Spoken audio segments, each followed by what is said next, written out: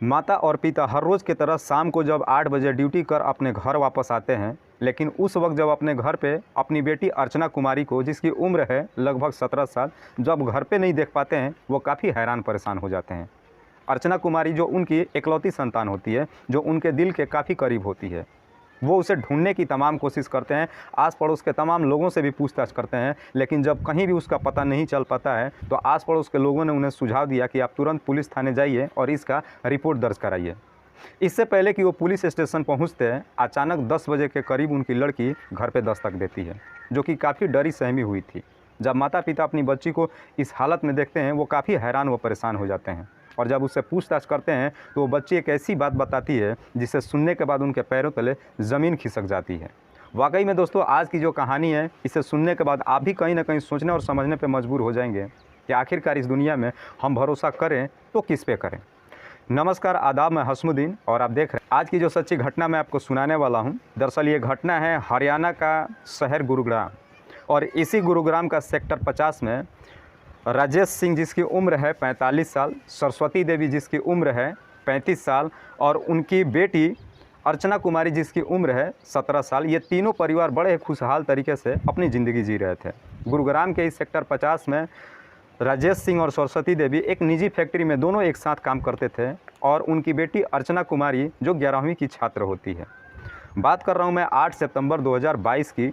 राजेश सिंह और सरस्वती सिंह हर रोज़ की तरह अपनी ड्यूटी चले गए, लेकिन जब शाम को घर आए और उनकी बच्ची इस हालत में जब मिलती है और जब ये सारी बातें बताती है, वो तुरंत उसे सेक्टर 50 के ही पुलिस स्टेशन लेकर के पहुंच जाते हैं और एक रिपोर्ट दर्ज कराते हैं। पुलिस वाले जब इस बच्ची से पूछताछ करते हैं तो बच्ची कुछ ऐसी बातें बताती है जिसे सुनने के बाद पुलिस वाले भी हैरान व परेशान हो जाते हैं। अर्चना कुमारी बताती है कि जब इसके मम्मी पापा 8 सितंबर 2022 को हर रोज़ की तरह जब ड्यूटी चले गए थे, तो उन्हीं के कंपनी में एक और लड़का काम करता है जिसका नाम है अशोक मंडल, जिसकी उम्र है लगभग 28 साल, जो इसके मम्मी पापा के काफ़ी करीब है। वो इन दोनों के इतने करीब है कि इनके घर काफ़ी दिनों से आना जाना उसका होता है और बिल्कुल एक परिवार के सदस्य की तरह इनकी मान जान भी करता है।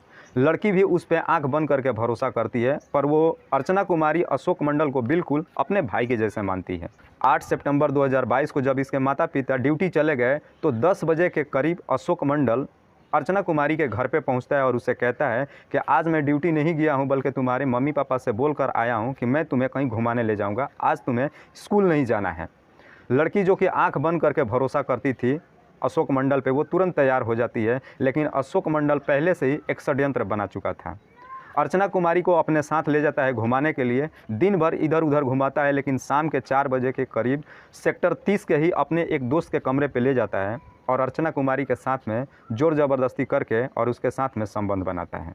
उसके बाद ये अपने षड्यंत्र के तहत अशोक मंडल, जो कि बंगाल का रहने वाला है, अर्चना कुमारी को अपने साथ बंगाल लेकर के जाने की षड्यंत्र बना लेता है और इसी षड्यंत्र के हिसाब से वो अर्चना कुमारी से शादी करने का भी तय कर लेता है। जब ये सारी बातें अर्चना कुमारी को पता चलता है, वो काफ़ी रोती है, गिड़गिड़ाती है और कहती है कि मुझे छोड़ दो, लेकिन अशोक मंडल किसी भी हाल में उसे छोड़ना नहीं चाहता है। लेकिन किसी भी तरीके से लगभग 10 बजे के करीब अर्चना कुमारी वहाँ से भाग निकलती है और भाग करके सीधे अपने घर पहुँचती है, और जब घर पहुँचती है तो उसके माता पिता जब इस हालत में देखते हैं, वो तुरंत उसे पुलिस स्टेशन लेकर के पहुँचते हैं। वाकई में दोस्तों, जब ये पूरी कहानी अर्चना कुमारी पुलिस वालों को बताती है, पुलिस इसके रिपोर्ट दर्ज करती है और इस तहरीर के आधार पर तुरंत ही उसी रात को ही अशोक मंडल को अपने हिरासत में लेती है, और जब उससे पूछताछ करती है तो वाकई में अशोक मंडल अपनी सारी जुर्म कबूल कर लेता है।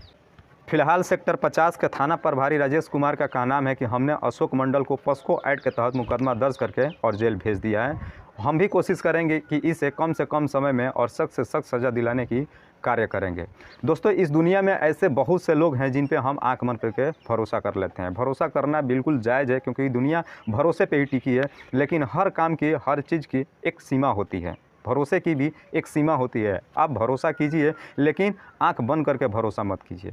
अगर इन्होंने अशोक मंडल पे भरोसा ही सिर्फ किया होता और आंख बंद करके भरोसा नहीं किया होता, तो शायद उनकी बच्ची का ज़िंदगी यूं ख़राब नहीं होता। दोस्तों, इस कहानी को सुनाने का उद्देश्य मुझे किसी को परेशान नहीं करना है, किसी को तकलीफ़ नहीं पहुंचाना है, बस आपको बताना है आप जहां भी रहें सुरक्षित रहें और अपनों का ख्याल रखें। तब तक के लिए जय हिंद, जय भारत।